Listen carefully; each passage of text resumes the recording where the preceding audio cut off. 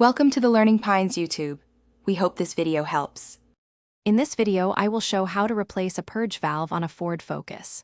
First, gather your essential tools, including a 10mm socket, a ratchet, and a pair of pliers. Make sure your engine is completely cool to avoid any burns. The purge valve is typically found on the passenger side of the engine, connected to the intake manifold.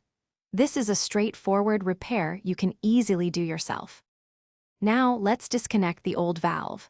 Start by gently pressing the tab on the electrical connector and pulling it off. Next, carefully detach the two vacuum lines. One goes to the intake and the other to the charcoal canister.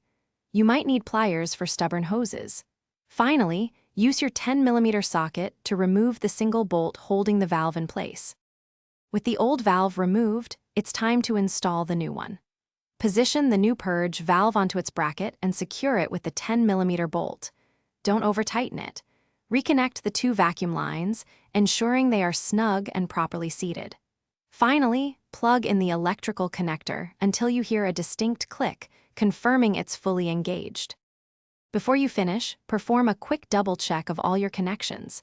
Ensure the bolt is tight, and both vacuum lines and the electrical connector are securely in place. Start your engine and listen for any unusual sounds or vacuum leaks. If everything sounds good, take your Ford Focus for a short test drive to confirm the new purge valve is working correctly. Great job! Thanks for watching. Consider subscribing if we helped you.